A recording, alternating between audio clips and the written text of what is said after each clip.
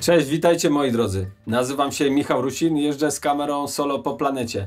Nie zbieram magnesów na lodówkę, ale zbieram historie. Te śmieszne i te poważne, ale zawsze prawdziwe. Często jestem w miejscach, których nie ma na pocztówkach. I dzisiaj zabieram was do południowych Indii, do jednego z takich miejsc. Miasto, które miało być inne niż wszystkie. Bez religii, bez rządu, bez pieniędzy. Zbudowane przez ludzi z całego świata. Nie dla zysku, tylko dla idei ocalenia ludzkości. Zaczęło się od pustyni i jednego drzewa. To miasto nazywa się Auroville. I właśnie tam postanowiliśmy pojechać z Maxem.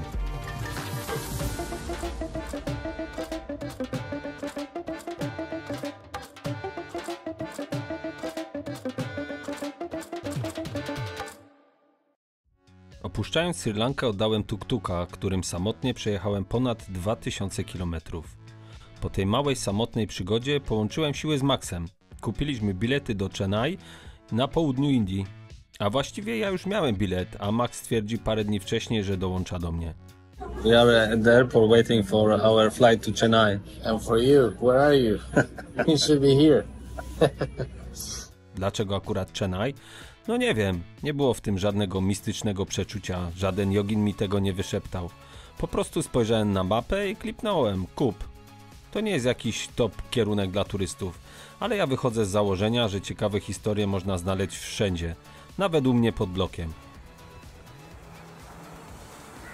Dzisiejszy odcinek znowu w duecie z Maxem.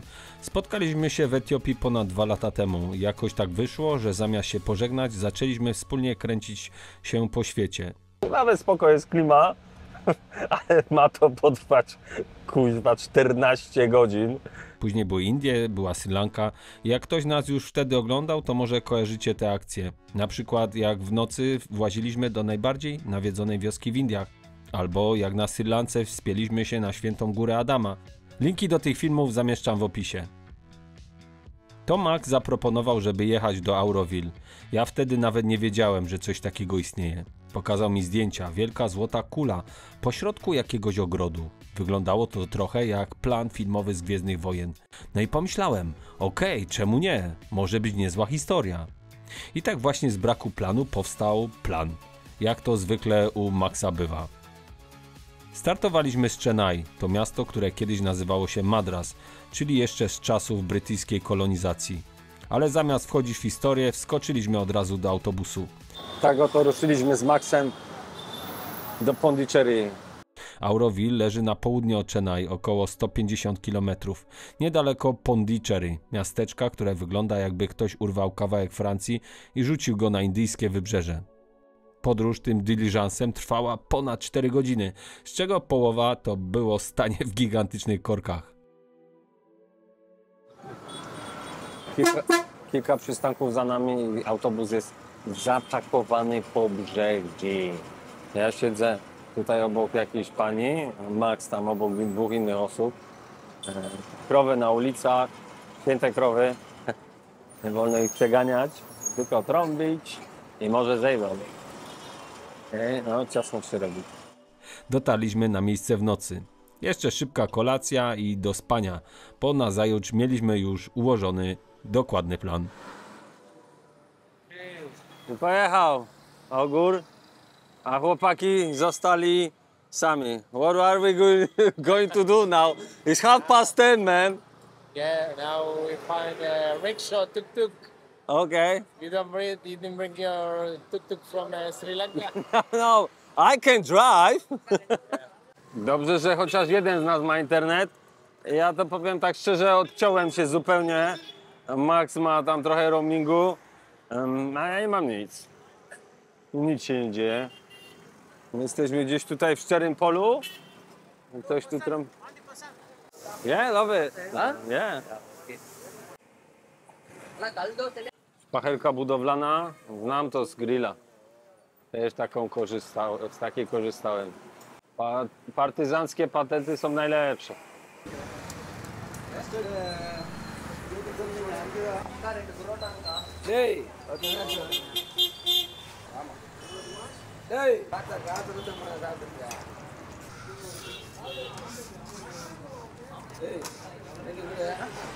Pędzi dwóch gości.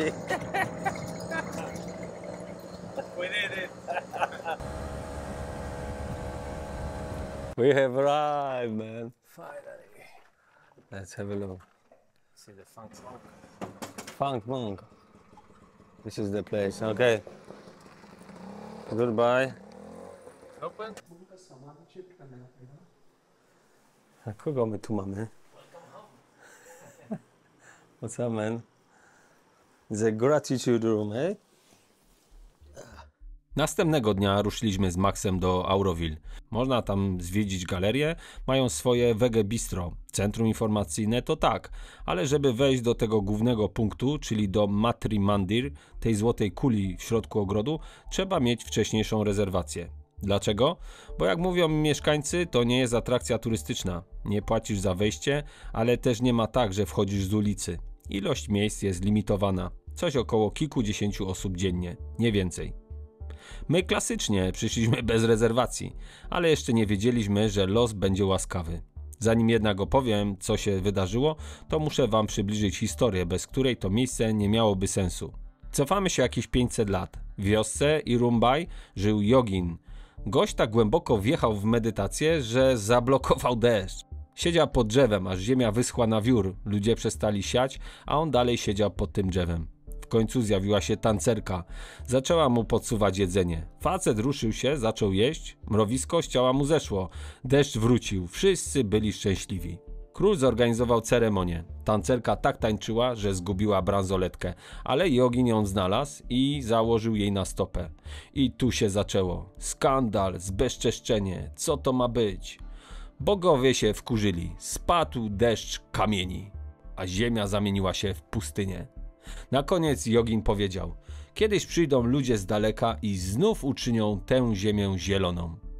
I tak oto kilka wieków później wyrosło Auroville. Zjedliśmy obiad na miejscu. Wege oczywiście, bo w Auroville mięso nie jest dostępne.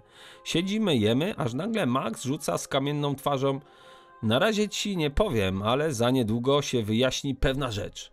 Jak to się stanie, to myślę, że będziesz bardzo zadowolony. Ale co? Zapytałem. Spokojnie, czekam na pewną wiadomość, odparł Max z uśmiechem. A teraz przyda się trochę kontekstu, ale spokojnie, nie będzie lekcji historii. Auroville powstało w 1968 roku. Założyła je kobieta znana jako The Mother, matka Mirra Alfasa, francuska mistyczka, współpracowniczka i partnerka Sri Aurobindo, czyli gościa, którego nazwisko w Indiach zna każdy. Jogin, który najpierw chciał wykopać Brytyjczyków z Indii, ale potem stwierdził, że lepiej zmienić całą ludzkość. Był mózgiem, który studiował w Cambridge, pisał jak poeta, działał jak rewolucjonista, a skończył jako duchowy wizjoner. To z jego myśli powstała idea Auroville, miasta bez religii, bez polityki i bez pieniędzy. Dookoła Matri Mandir, czyli świątyni matki, leży 12 ogrodów. Te ogrody to symbole. Każdy reprezentuje coś, co miało budować nowego człowieka. Istnienie, świadomość, błogość, światło, życie, moc, dostatek, użyteczność, postęp, młodość, harmonia i doskonałość. Matka nazwała je 12 siłami, które potrzebujemy, żeby stać się lepszą wersją siebie. Obok świątyni i centralnego drzewa w samym sercu Auroville znajduje się amfiteatr. Ma w centralnym punkcie marmurową urnę, zawierającą ziemię przywiezioną przez przedstawicieli 124 narodów i 23 stanów Indii. Wszyscy uczestniczyli w ceremonii inauguracji Auroville w 1968 roku. W środku urny oprócz ziemi znajduje się karta Auroville napisana ręcznie przez matkę. Dobra, a teraz kilka konkretów, bo wiem, że część z was lubi takie statystyki. Auroville ma dziś ponad 2,5 tysiąca mieszkańców. Ludzie są z ponad 60 krajów. Matri Mandir, ta złota kula, budowana była przez 37 lat. Cały teren to ponad 20 km². Mają własne farmy, szkołę, centrum zdrowia, a nawet własny sposób myślenia. I teraz najciekawsze. W Auroville nie ma pieniędzy. Serio. Przynajmniej taki jest zamysł. Masz kartę, ale ona nie jest do bankomatu, tylko do wewnętrznych transakcji. Brzmi jak raj? Czekaj, aż dojdziemy do drugiej połowy tej historii. Żeby wejść do środka Matri Mandir, tego serca Auroville, trzeba mieć wcześniej rezerwację. A my wiadomo, nie mieliśmy. Dzień przed naszą próbą okazało się, że najbliższe wolne terminy są za 2 tygodnie. Już prawie odpuściliśmy, ale w galerii spotkaliśmy 2 mieszkańców Auroville, którzy poradzili nam. Przyjdźcie jutro rano przed 8. Jak ktoś nie przyjdzie na swoją turę, to jest duża szansa, że miejsce się dla was zwolni. Następnego dnia pobudka 6:30, szybka kawa i jazda. Przyszliśmy, czekaliśmy, atmosfera jak przed losowaniem do Ligi Mistrzów. I nagle pani z listą w ręce mówi: kilka osób nie przyszło, kilka osób może wejść bez biletu. Tadam! No i weszliśmy. W środku nie wolno nic filmować. Telefony poszły do depozytu. Ludzie podzieleni na grupy, każda ma swojego przewodnika. Tak więc materiału wideo nie posiadam, ale mogę wam opowiedzieć, co tam zobaczyłem. Bo to jest jedno z tych miejsc, które zostają w głowie na długo po tym, jak wyjdziesz. Najpierw zaczynamy pod kulą. Dosłownie pod nią, bo tam znajduje się źródło wody. Spływa po ściankach w idealnym pionie, jakby ktoś zaprojektował fontannę dla obcych cywilizacji. Siedzisz przy niej w ciszy, medytujesz, no albo przynajmniej próbujesz. Woda spływa powoli po złotych ornamentach z zewnątrz, jakby próbowała oczyścić nie tylko kulę, ale i nas. Potem powoli przechodzimy do środka, najpierw przez 12 pomieszczeń dookoła, każde symbolizujące coś innego. A potem zaczyna się ten moment wejścia do wnętrza kuli. Weszliśmy dosłownie jak do spirali. Całe wnętrze prowadzi jak ścieżka do jakiegoś symbolicznego centrum. Pod nogami jasne dywany, ściany minimalistyczne, ale miękkie to wszystko takie dla oka. Cisza gęstnieje, w grupie jest około 20 osób. Na każdym zakręcie stoi mieszkaniec Auroville, nie ochroniarz, ale raczej taki strażnik spokoju w tym miejscu. I w końcu wchodzimy do pomieszczenia. Centralna przestrzeń. Biała, wysokie, smukłe, białe kolumny, ale żadna nie dotyka sufitu, jakby miały tylko podtrzymywać coś niewidzialnego. Naturalne światło, które wpada z góry i trafia dokładnie na kryształ. Wygląda to trochę jak laser z przyszłości, albo jak scena finałowa filmu, w którym ktoś ma się właśnie przenieść na inną planetę. Każdy z nas usiadł na swoim indywidualnym dywaniku. I przez te 15 minut nic nie robiliśmy. Nie wolno się odzywać, nie wolno się ruszać. I wtedy się zaczęło. Słyszałem, jak komuś po drugiej stronie burczało w brzuchu. Ktoś oddychał trochę za głośno. Nagle wszystkie zmysły się strasznie wyostrzyły. Jakbym wszedł w wersję siebie, która od lat była jakby przyciszona.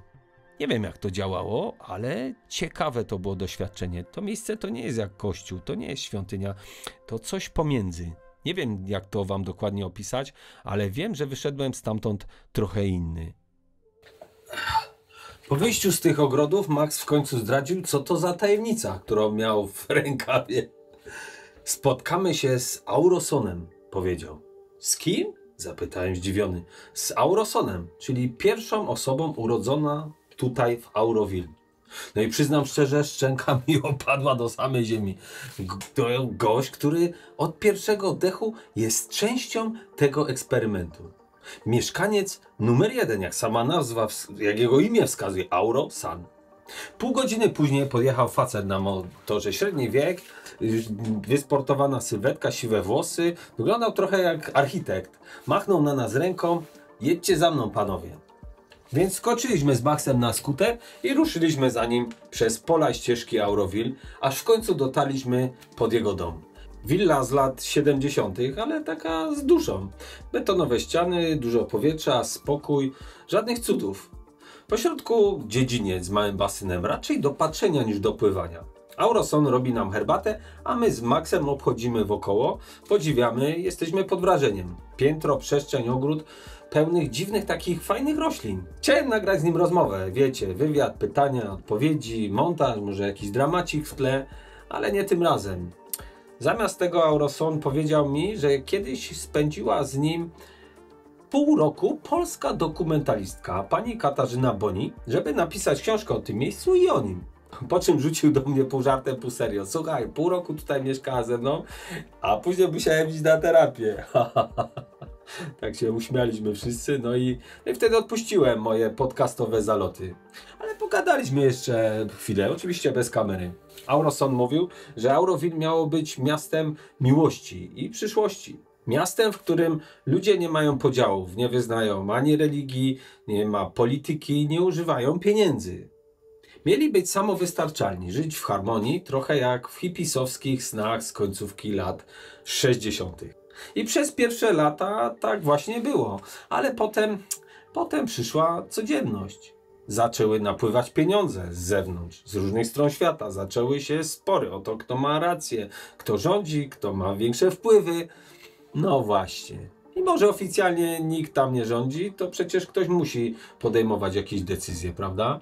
Mimo że nie ma pieniędzy, to przecież ktoś musi kupić farbę, zbudować dom, naprawić rower, kupić jedzenie i tak dalej, i tak dalej. Dziś Auroville to miejsce nadal wyjątkowe, ale też bardzo ludzkie. Z jednej strony ideologia, że nie jest to miejsce turystyczne, a z drugiej galerie, kawiarnie, które działają dzięki turystom, prawda? Z jednej strony hasło samowystarczalności, a z drugiej strony zatrudniają pracowników z zewnątrz do pracy na farmach czy w kuchni. To miejsce, które inspiruje, ale też pokazuje, jak trudno w praktyce żyć bez ego, kasy i wpływów. Nawet w raju trzeba kosić trawę, myć naczynia i płacić za jedzenie. Aurosan powiedział mi coś, co zostało mi w głowie. Piękne idee zawsze będą ścierać się z rzeczywistością, ale lepiej próbować je realizować, niż tylko o nich gadać. Dzięki, że byliście z nami. Do zobaczenia. Cześć.